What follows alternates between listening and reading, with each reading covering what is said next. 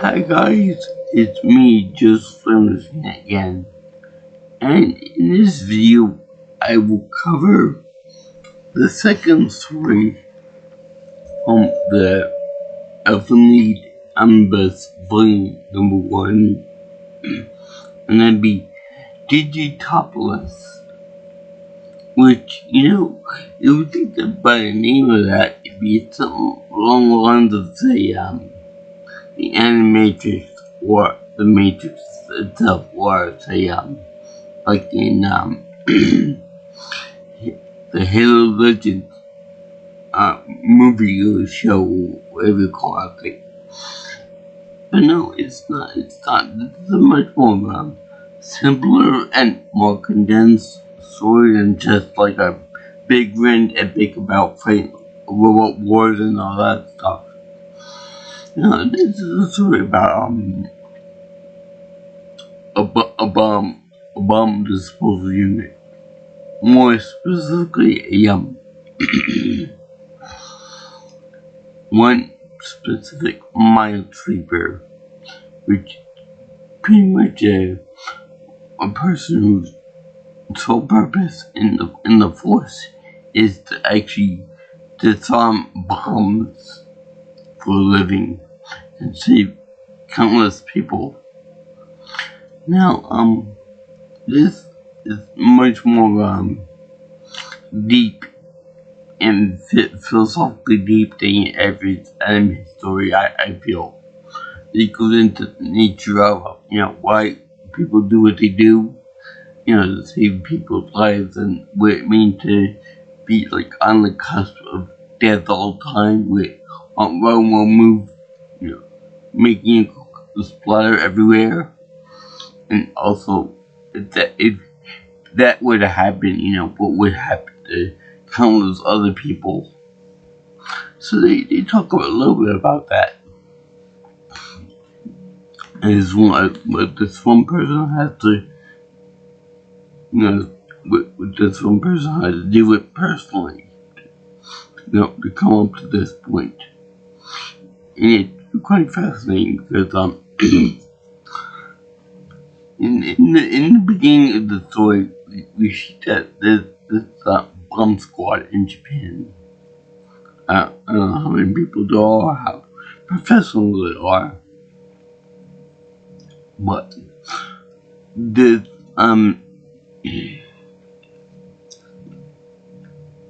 you go into like an office building, and they need to have like more backup, more professional backup. And then this one person shows up. He's like, "Hi, how you doing? I'm your bomb squad expert. You know what? The guy's like saying over the radio or the intercom. We got one more assistant here. She's very perky and all this stuff, and she's not dressed. She's dressed like a civilian." Then the officer says, "Does she by any chance wear shorts and it's kind of nice and sweet and all that, and it's looking good? Yeah, yes, she is." So then they explain that that's probably the best bomb disposal person in the entire Japan, which is one thing I wondered about that, because you would expect for a professional bomb expert to be wearing some kind of badge or some kind of maybe armor or something like that, gloves perhaps, but no, she doesn't do that. She's more professional looking, more average looking, say Keanu Reeves in Speed. But she knows this stuff. She knows how to deal with a bomb. And of course, she's always got it. You have to have her be perky and young looking and pretty and all that. Which might have been the same fashion as, say, like Coleman can't communicate. But I'm pretty sure that they went for the angle of pink hair And in this in this story, of course they have to have her busty. Of course, that's like a mandatory thing to add to the unassuming nature of this character. Yeah, you don't assume that someone dressed like that and it has the kind of ability is gonna be a professional bum person. But she's pretty quick. She thinks of the easy mode, more or less. And so she doesn't wait the last possible second to disarm the thing. So anyway, they show her backstory about how there was like a bomb threat in a town or a city, and so she had to, the time. Her parents were like, I think they were professionals of some variety or another. So when she goes over to a car, with a cute little teddy bear, but lo and behold, that teddy bear was a bomb, and the bomb went in a car. So there was plenty of shrapnel and more debris for the bomb to become even more deadly, like a bomb, like a mine, or like a hand grenade, or a bouncing Betty. In which they put like a bunch of sharp objects like glass, nails, screws, and rocks and things like that nature into a big container with explosives. When the person trips up on it or sets it off, it blows up, but all the sharp objects get to the victim and do serious damage. But in any case, it did show that the parents love the kid in the worst way possible. You see the mother grabbing around the daughter to protect her from the backside. And then you see the father standing up like a big T-pose, blocking the blast from her from in the front. How he was able to get in between her and the car, I have no idea, but it worked. Even though the blast could easily get between his legs to get to the girl. But you see, in a very delightful way, you see his whole half vaporized. You see organs, you see blood, you see a piece of his spine hanging out from his hips. And that's kind of really disturbing. There's something happened with her mother. Her mother became a charged cinder. And the girl was a very shocked and traumatized, like, Mama? Papa? You know that this place is conservative because even though I love my father and I love my mother a lot, I would never refer to them as Mama and Papa. That's something that a level of love beyond what I give to even my parents. Not to say anything about my love of them, but I'm just saying that's like an old terminology that kids of a certain age or a certain background will call their parents by those terminologies. So anyway, they showed they showed these parents like being very traumatized and all that. And the kid being traumatized by seeing their parents die quite literally one foot in front of him and one right behind him. So it's really, really gory and really traumatic to see that. To see parents disappear in the blink of an eye, quite literally, and all that. So, so anyway, they show the fix that thing that, I don't want anything to happen to me, like, I don't want that to happen to other people, like it happened to me. I want to avenge the death by disarming as many of these killers as I can.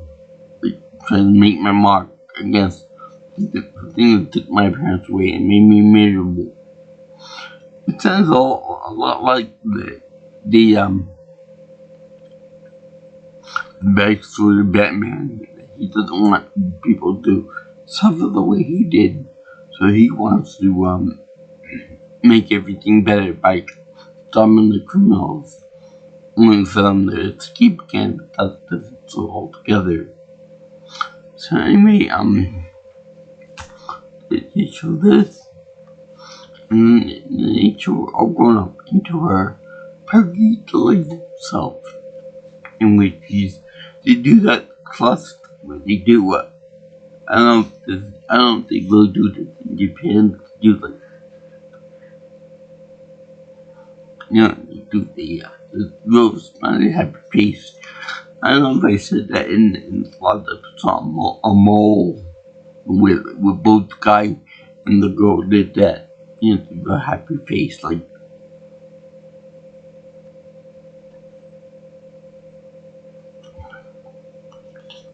And then it show the girl them going all happy and stuff because she managed to beat the bomb, defuse the bomb. Now, of course, they gotta go through training montage. Now, she got involved with this guy who was like not in a romantic sense, but like a teacher master's type student thing, in which the guy even refers to as senpai, which, from what I gather, is basically the Japanese equivalent to being a teacher or master. If you have high respect for somebody, it'd be kind of like the same thing as saying sensei,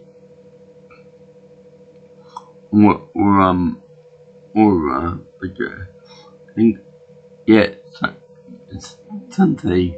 That's it, and that they had respected all that.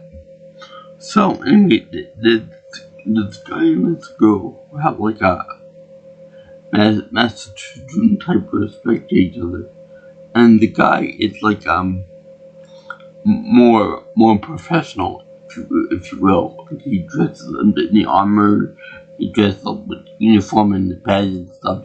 She's more in street clothes. Now, so one thing I noticed about these type of stories, these bomb threat stories, and they touch on it a little bit, cut the red wire, otherwise it goes boom, cut the green wire into the safe, some kind of thing like that. I'm not a personal bomb person, but the one thing I want to know is they also have this in Speed, another bomb deadly threat type movies and whatever, is that whenever they have a bomb threat or wherever, and they get to the actual mechanics of the bomb, the timer that uses the explosive device, the interlock casing in it, they always have the same color wires involved and the same trigger wires too. They have like how to put that? In every case, it's always the green and blue wires are the safe ones, and the red ones make everything go black and go bluey. and then we have black wire, like a neutral wire or something like that, rather. Now, if I was a madman, which I'm not, that's what most people say about me. If I'm not a madman, I would put like a wood tray full of cups. I would make a bomb, and then I would switch up the colors on the wires, so that red would be the safe one, and the one that you actually have to cut. And I would make the white one, the one that goes boom if you cut it. And I would use the green and the blue as some other decoy. That's how I would do it if I wanted to make sure that my bomb would go off and do whatever it was intended to do. But that's only me. But no, they always play it safe. They always have the same bomb wiring. They always have the same mechanism to make everything bluey, all the other fun stuff. Now, also, I know that with this book in particular, I don't know if you can see it or not on the camera here, but there's a very interesting thing here.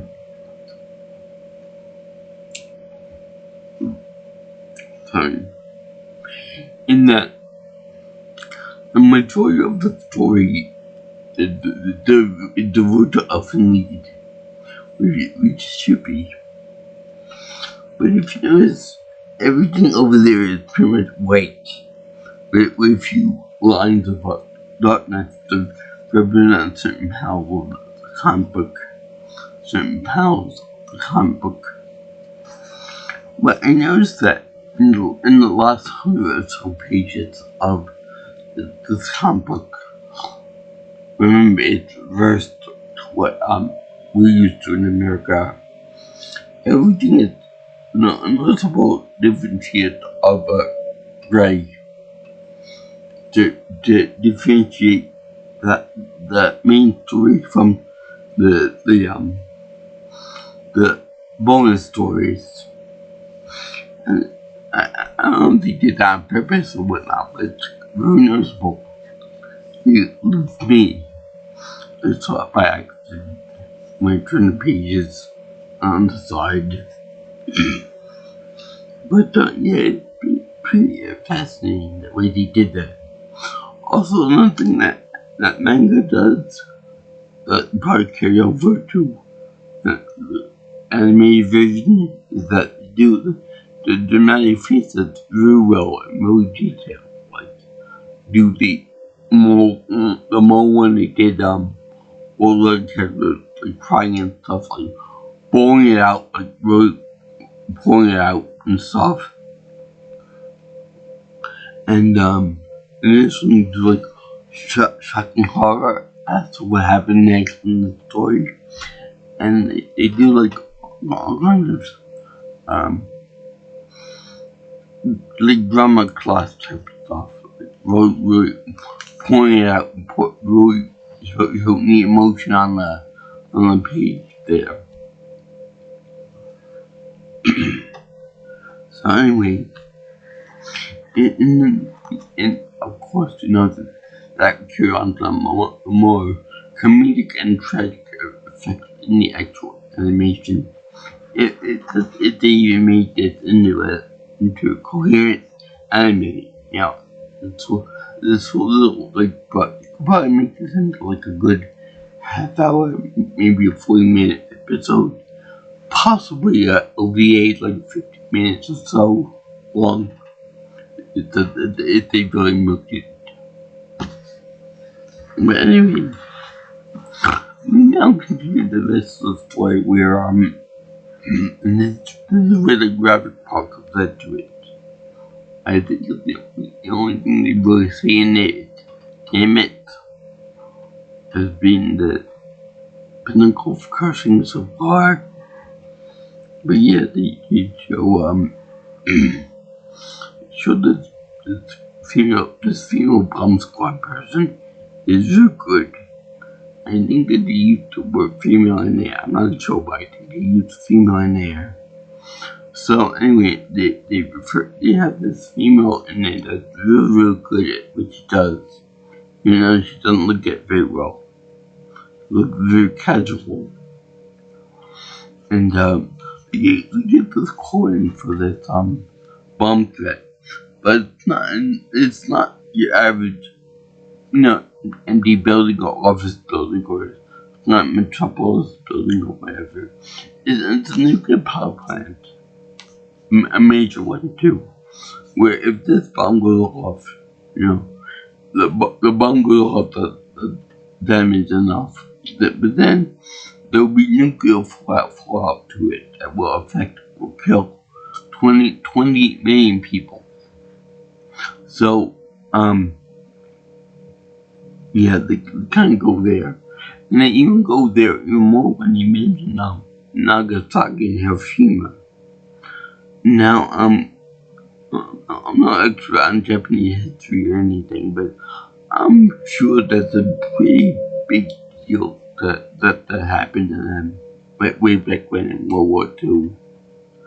Now, to compare this to that, it's pretty something. And since I'm assuming that this story was written in the 80s, maybe in the 90s, that was at least a decade before the Fukushima Daiichi nuclear disaster in Japan. So this is on par with that, I think. That event more so than the Hiroshima and Nagasaki bomb droppings. So yeah, there was that. But that's on the real graphic part, because to go into the nuclear power plant, into the core of the radiation stuff, the girl and the team have to go in there with the big puffy suit to absorb all the radiation. Even with the radiation suits on, they got only 30 minutes to do what they have to do. Then the radiation suit gets poisoned, and then they themselves get poisoned. So it's a really big important thing that they get in there, you do what they have to do, then get out. Because like the guy said, I think that he said, this is one or two of the only types of this suit in Japan. This puffy, big bulky suit. And so they go in there, and she says, if I do die, I want to die alone for this. So she makes up her mind to send the guy out for something in her bag, liquid nitrogen, to get free the bomb or something, because everything it's gonna go south. So she sends him out. She locks the door from the inside so the guy can get in there, unless there's like a total shutdown of the place, which ain't happening, because if the whole thing is shut down, the power rods would get overheated, and it make a whole big nuclear disaster, probably even worse than anything, and if the bomb would have blew up on it. So anyway, they show her removing the top portion of her suit so that she can work more nimbly and more effectively without the big bulky suit, without the visor restricting her vision. Something like what happened with King Leonidas in the 300 movie.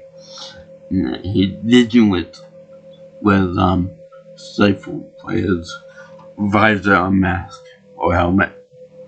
Anyway, she takes off her helmet, which honestly looks like a Summer's Rand's helmet. And then they show her work on the fusion farm, and the radiation is so intense, so deadly. It starts affecting vision. Things start getting blurry. Her blood comes out every which way. Her nose, her eyeball sockets, her ears, her probably her head too, forehead. So it's very bad. Everyone in the control room are like panicking and stuff, and that guy that she was forming a relationship with was like, no, you can't do this, senpai. You can't do this. Then we can communicate better.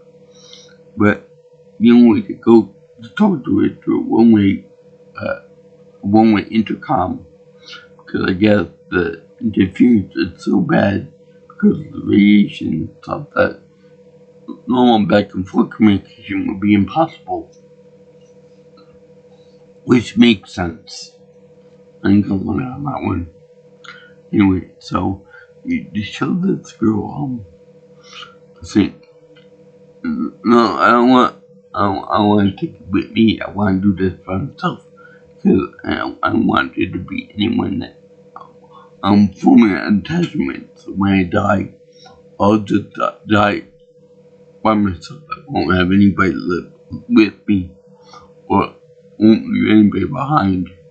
So then it's something like, I care for you and all this stuff. Your father and my father were friends. You were my supervisor and blah blah blah. So then she's like, oh man, now I feel bad. Now I'm gonna leave someone behind. Someone that cares for me. So I in turn care back. So I'm not a professional on radiation. It's a radiation poisoning, but she gets really bad to the point where she can't maneuver anything with her hands. Her legs lock up. It's just a whole mess. But she ends up defusing the bomb, even though they've got like a tamper-proof casing on it. She managed to get around that, the hard mode, if you will. But then they show her it's so bad that she actually defused the bomb by preventing the wet wire. But she used to do so. And when she does so, using the last bit, she rips out the cord, but she rips out her teeth in the process. And you say, fuck it. And then she does that. And during the entire process, she's like all burnt and all blackened. And it's really kind of disturbing. It kind of reminds me of graveyard of fireflies. You see all the dead bodies there and the burning corpses and stuff, and then walking around like living zombies. So anyway, you see like just barely feeding without any strength to go back up to the door to let us out of there, and then you say goodbye and good night. As you all the legs in the place look like stars. But I wish I could die in the between the actual stars. Good night. And you see the other cop guy going over there and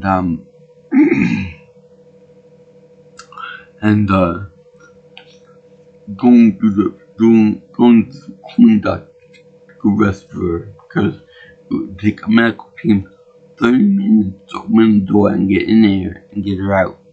Now that the radiation more regulated, So one of the guys say, "Are you suicidal?"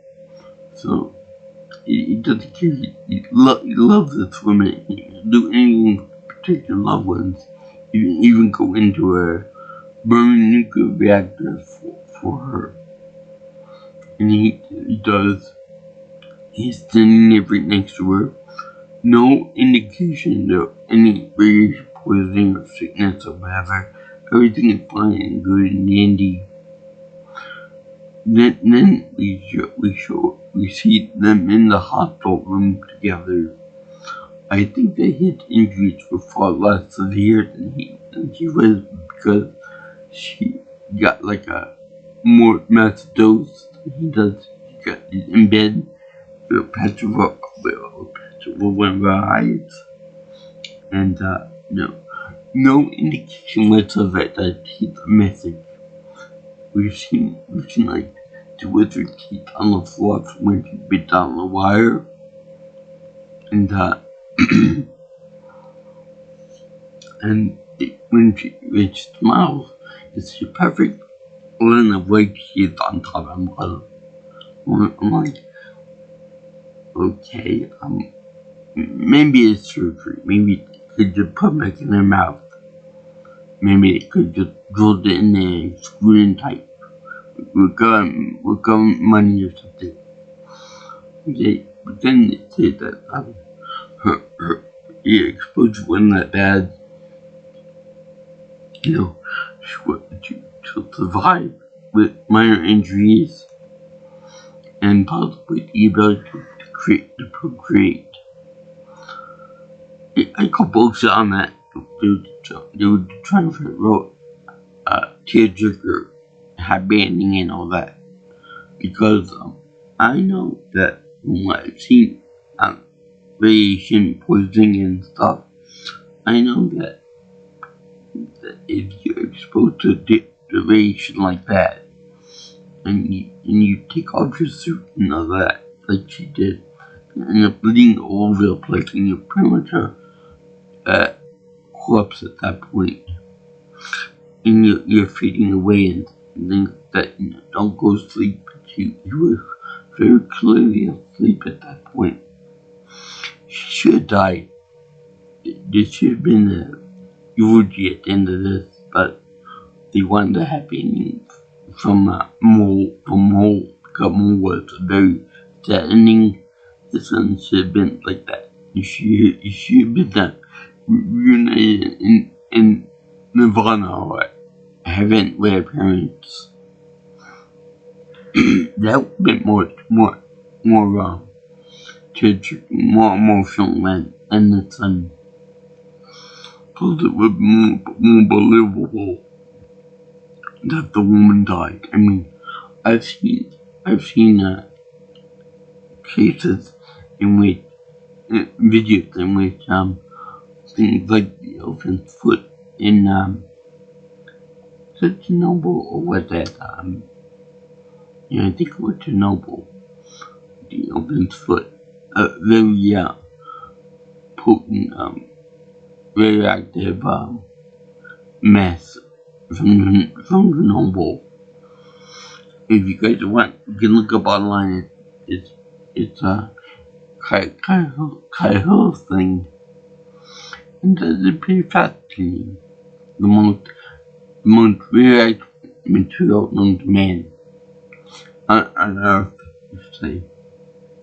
But anyway, I'll put a link for that in the description below for you to views on that topic.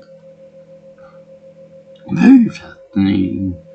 But anyway, is this nuclear problem with anything like that, or anything, or any other type of just basic runaway nuclear reactor but not, that would have definitely maimed her, probably killed her. It would leading up to that point, or if she had survived, she would have had massive amounts of radiation poisoning and dosages incomprehensible to healthy people. You probably would have had the radiation affect her reproductive systems and her regular systems. We had mental retardation up to that point. We had other health issues too. Maybe deformity or something. But everything okay. We have to have an anime character look beautiful and look pretty and perky and everything else. I think you're just disappointed that you were unable to meet your parents again. And say how wonderful they done raising her and how she was able to help out people. But in the end, one of the guys said to her that she should live a full life. That her parents should be proud of that. Looking down from wherever they are, here in Nirvana, whatever. And that makes me happy. That anybody else should try to become happy by living life to the fullest. Let's make our loved ones happy and proud of us. Would they be living, or if they went to the other world, or if they went to HFIL.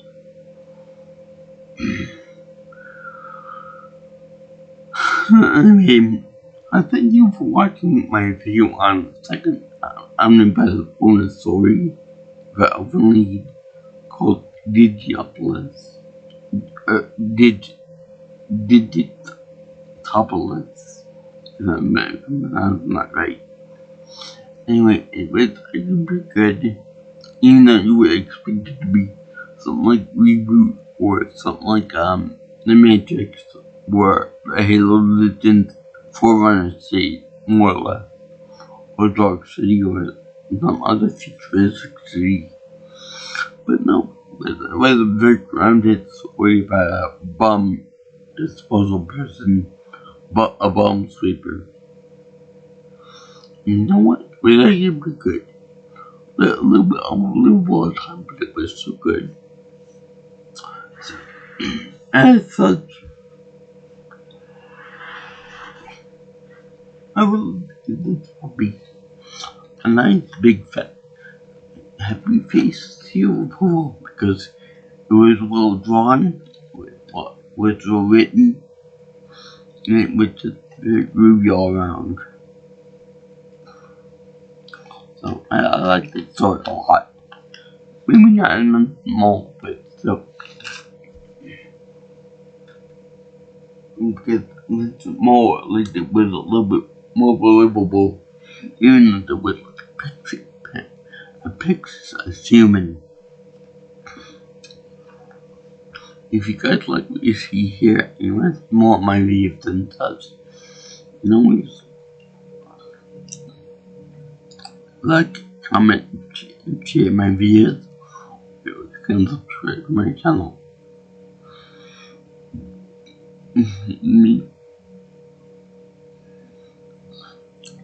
Or if you have any future ideas for my future projects and stuff, you can always call me or text me at my number at 631-707-3707. And if you want, you can also reach me at my Twitter or actually prefer at P Nelson Pro. Also, my email is at JJ's viewing channel at gmail.com. So, I salute all you anime people out there, all you manga fans out there too. I got all manga, whichever name you prefer most. Anyway, Japanese comic books. And I salute you. I'm surprised that she didn't do the thing where she said, I will play for you and I will salute you who I will die for. Yeah, that would have been really funny. Anyway,